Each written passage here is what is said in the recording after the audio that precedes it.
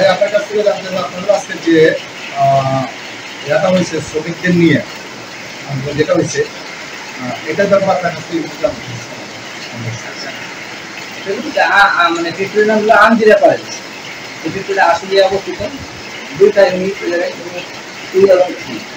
ওই ফ্যাক্টরিটা শ্রমিকরা গত ঈদের আগে আর কি 13 তারিখ ডিউটি করে তারা ছুটিতে বাড়িতে গেছে, কিন্তু তাদেরকে মানে বকেয়া বেতন পরিশোধ করে নাই। তারপর 2 মাস তো বসে আছে, 3 মাসের বকেয়া বেতন রয়েছে, 2 মাস পরিশোধ করে নাই। এই অবস্থা তারা ম্যাক্সিমাম শ্রমিক বাড়িতে যাইতে পারে, যেহেতু টাকা নাই তাদের কাছে, তারা আসলে অবস্থান করছে।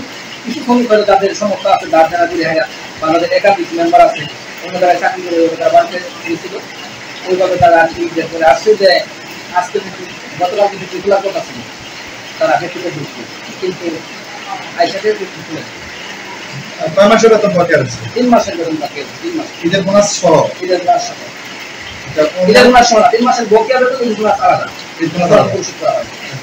অনুমানিক কতজন শ্রমিক আছে ওই ফ্যাক্টরিতে? এর মধ্যে আপনার 1200 শ্রমিক আছে, 2 ইউনিট মিলে 1200। মালিকদের কি, তাদের কি বক্তব্য, তারা কি বলতে চায়? মালিকের সাথে তো আমাদের কথা হয় নাই। আমরা সাধারণত আমরা জানি যে সরকার যেহেতু ঈদের আগে বলছিল যে ঈদের আগে অথবা পরে কোনো ধরনের শ্রমিক ছাঁটাই হবে না, তাই এই জন্য আমরা শ্রমপ্রতিমন্ত্রী বরাবর আমরা স্মারকলিপি দেখছি, আপনারা দেখছেন। যদি আমরা শ্রমপ্রতিমন্ত্রী পাই নাই, কিন্তু ওনাদের একান্ত সচিব ওনার সাথে আমাদের কথা হয়েছে, আর অন্যান্য যারা সংশ্লিষ্ট তাদের সাথে কথা হয়েছে, তারা বলছে যে আমরা মানে স্মারকলিপিটা জমা দেওয়ার জন্য তারা শ্রমমন্ত্রীর সাথে আলোচনা করে একটা সিদ্ধান্ত নিবে। আর আমরা যদি কথা বলতে চাই, উনি বলছেন একান্ত সচিব আছে, ওনার সাথে কথা বললে আমরা ওনার সাথে দেখা করতে পারি। আপনারা কি গার্মেন্টস যে মালিক আছে, মালিকের সাথে কি কোনো কথা হয় না আপনাদের? না, মালিকের সাথে আমরা সরাসরি বলি না, কারণ সরাসরি বললে অনেক সময় দেখা যাচ্ছে শ্রমিকদের ভালো পরিবর্তে খারাপ হয়ে যায়। অনেক মালিকরাই যারা অসৎ মালিক আছে তারা আসলে শ্রমিকদের তাদের চিন্তা চেষ্টা করে।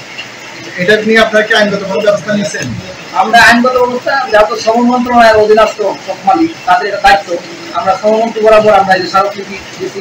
তারপরে কলকারখানা ও প্রতিষ্ঠান অধিদপ্তর যেটা আছে ঢাকা জেলা, ওইটার অফিসে আমরা ঘেরাও করছিলাম। যদিও আমরা ঘেরাও করছি 1 ঘন্টার বেশি সময় ঘেরাও করে রাখছি, কোনো কর্মকর্তা তারা নিচে নামে নাই।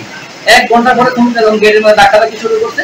তারপরে ডিআইজি যে আছে সালাউদ্দিন সাহেব, উনি আমার ফোন দিয়েছিল, আমি ওনার একটা ফোন দিয়েছিলাম, উনি বলছিল ঠিক আছে উনি মানে অফিসে নাই, উনি লোক পাঠাইছে, উনি এখানে একটা কথা বললে একটা অঙ্গীকার করছে এই সপ্তাহের মধ্যে উনি একটা পদক্ষেপ নিবে। আমরা ওনার এই পদক্ষেপের আশায় আছি যে কি পদক্ষেপ। ঠিক আছে, ধন্যবাদ আপনাকে।